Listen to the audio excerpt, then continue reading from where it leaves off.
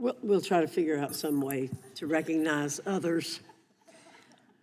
Ms. McClain, you're recognized for 5 minutes. The members of the committee can tell you about the report cards they got last time and what a difference it made.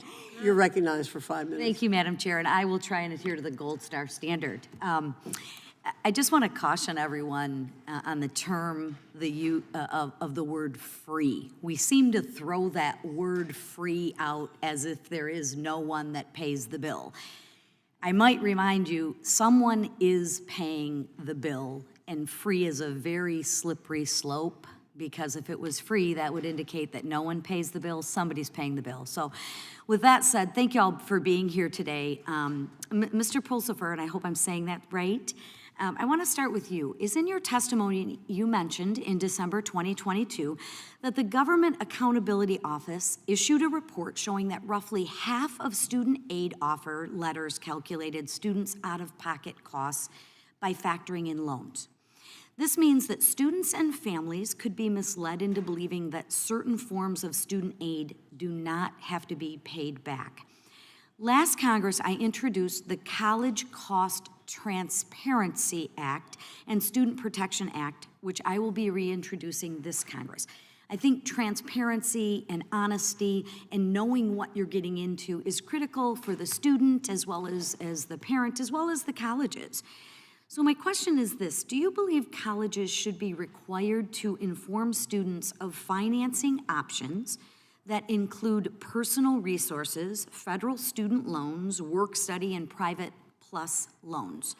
In addition to ensuring financial aid offers are transparent, that's question number one. And then I would like to hear your thoughts on what other ways can Congress really simplify the college shopping process?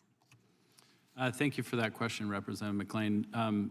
What we've certainly learned from our own responsible borrowing initiative is that the more you give complete understanding, or the more you give complete transparency to the full cost of attending or completing your program, the individuals make better choices about how they actually fund that program. Agreed. That includes, by the way, the total cost of financing that through federal aid and federal loans. And so they need to understand that if, in fact, the total cost of what you're attending, that it's inclusive of not just tuition, books, and fees, but if that also includes room and board and other student life fees or anything else like that.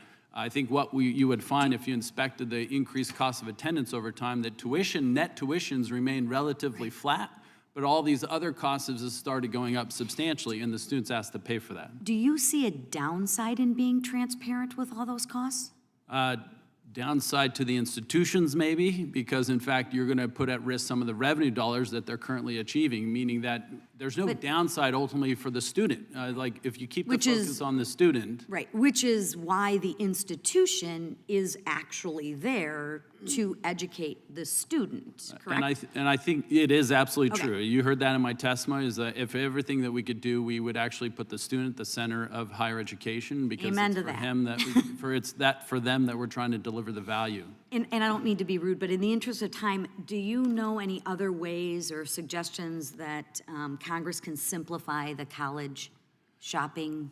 Yeah, there's certainly one presumption you can have, even if students don't take out federal aid, that virtually all of them apply for FAFSA, or they fill out the FAFSA, such that in that process itself, there are means and mechanisms by which you can introduce to students an understanding of what is actually the cost and the return on that investment you're going to make by choosing that program at that institution, and what alternative recommendations might there be that actually have higher value. Each of us experience this in a online shopping world. Yes. Recommendations Thank you for that. I think it's interesting that you talked about return on investment, because that almost sounds like you're getting value for your dollar, and you're kind of getting into that profit margin, which is scary. My second is, in your testimony, you noticed that colleges overcharge postgraduate students more than the actual cost of that degree because there's no cap on borrowing. Would you agree colleges should be more transparent and make it clear to potential post-grad students that they will be overcharged for these degrees? And what limits, if any, should Congress place on borrowing at the graduate level? Again, if we start with the assumption that the students are being asked to make an investment in their education so they can change their life for the better, the more information they have about the total cost of completing that and the return that they're going to get for that investment, they're going to make better choices. Today, institutions are not held accountable because of the unlimited amount that can be borrowed in Grad Plus loans. And we certainly have seen through the studies, including that which is advanced by the Wall Street Journal, that many of those programs do not actually fundamentally deliver any economic return, and yet the costs are exorbitantly high. Hence the return on investment. That's right. With that, I yield For the back. student. Thank you, sir. Thank you all.